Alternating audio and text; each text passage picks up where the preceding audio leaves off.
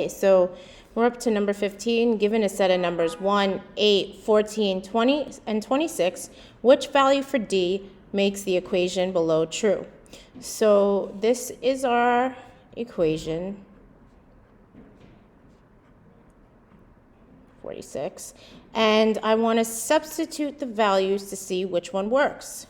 So I have 3. I'm going to substitute D with 1 plus 4, and what does that equal? 3 times 1 is 3 plus 4 equals 7.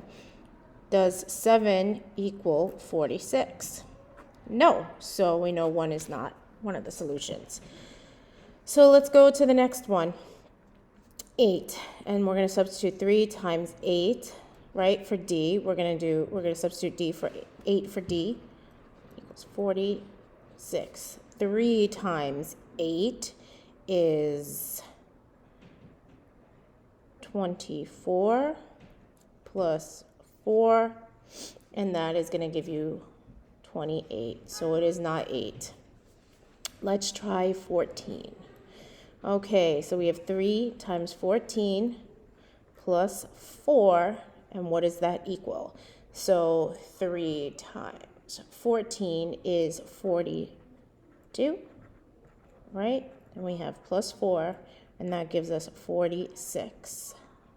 So that works. This works. So this value is going to be the value that makes this equation true, and that is C. Okay, for our next one,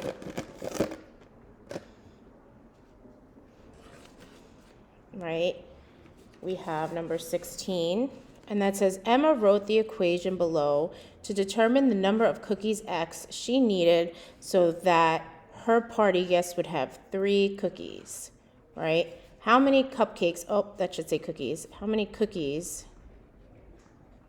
did Emma need so that each guest would receive 3 cookies? Okay, so we know that she has a number of guests, right? And she wanted to find out how many cookies she needed so that each guest would get 3 cookies, right? So it's looking like she has 9 guests, right? So this is going to be how many cookies does she need, what were her total number of cookies. And there's a lot of ways you can think of this. You could think what divided by 9 gives me 3. If you're really good with your facts, that would be something you can see right away. If you don't know, you could always use the inverse operation. So in this case, we're dividing, so we're going to multiply by 9. We're dividing by 9. This is the same as X divided by 9. So we're going to multiply both sides by 9. These 9s cancel out, and we get X equals, right, 9 times 3 is 27. Your answer is B, 27. Okay, let's take a look at our next problem. Let's see.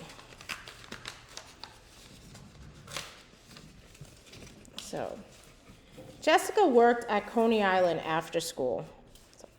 She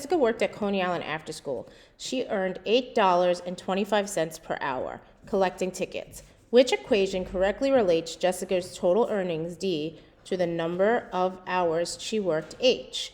So per hour, right, $8.25 per hour, I know there's going to be multiplication, right?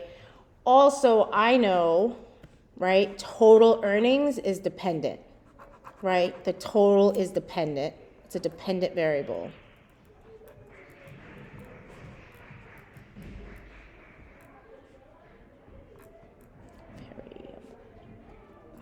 And I know the number of hours is independent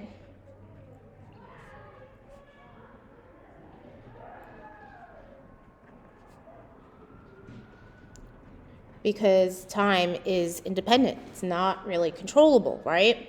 So I know that D is going to be the first thing that happens, right? So the first variable in my equation, right, it's going to be D equals, right? Now I'm looking for D equals, and there's going to be a multiplication, right? So something happening to H is being multiplied by something. That is A, right? H is being multiplied by $8.25. Okay, let's take a look at our next problem. Number 18, right? Read each question carefully. Be sure to show your work. The formula below is used to convert a temperature in degrees Celsius C to a temperature in degrees Fahrenheit F. This is the formula, right? The high temperature in Mountain City was 25 degrees Celsius. What was the high temperature in degrees Fahrenheit? So this is our formula. All we're going to do is take our degrees Celsius that they give us and plug it into the formula. We're going to substitute it for C.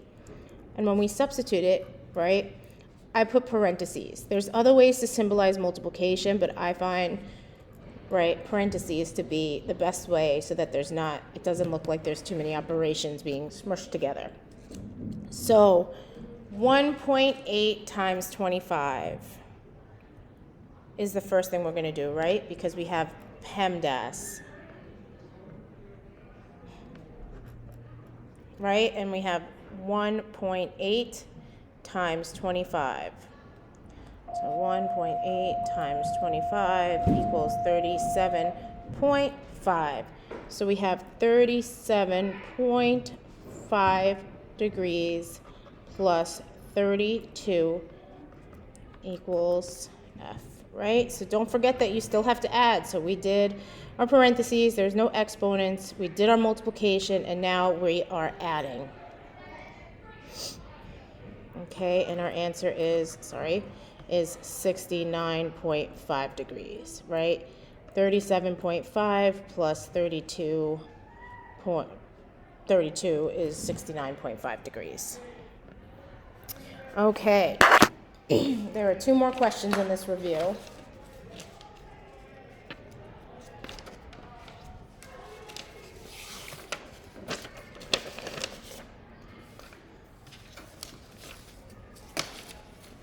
We have 19.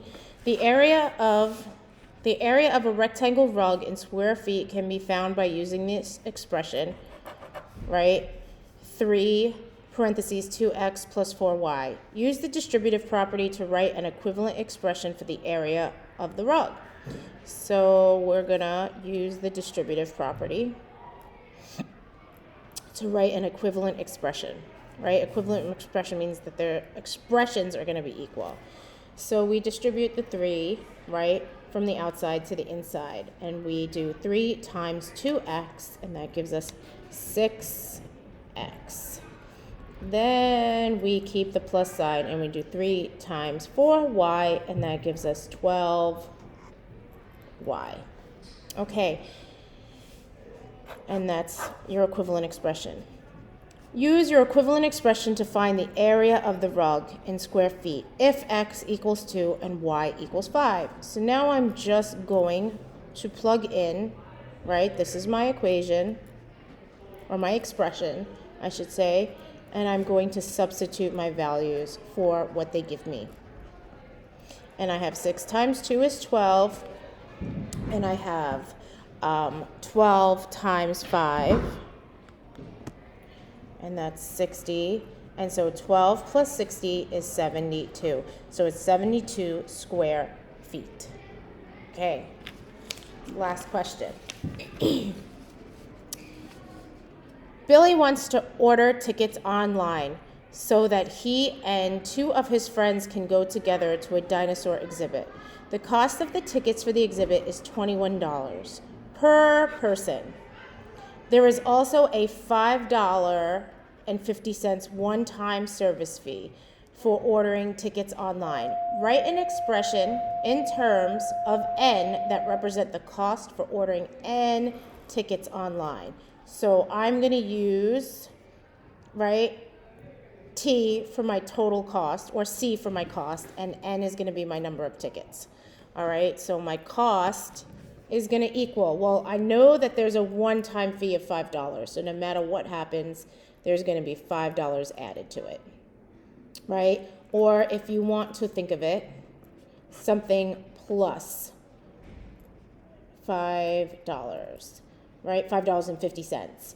And we know each ticket is $21. So if they buy one ticket, it's 21. If they buy two tickets, it's going to be 21 blank 2, 21 times 2, right? It's going to be 21 tickets $21 two times. So that's going to be $42. So if they buy 3 tickets, they're going to take that $21 and represent 3 tickets, and it's going to be 21, 21, 21. So each time we are multiplying, right, by 21. So to represent the number of tickets and the cost per number of tickets, it's going to be $21 times n, or 21n, right? You could also write it as 21n plus $5.50.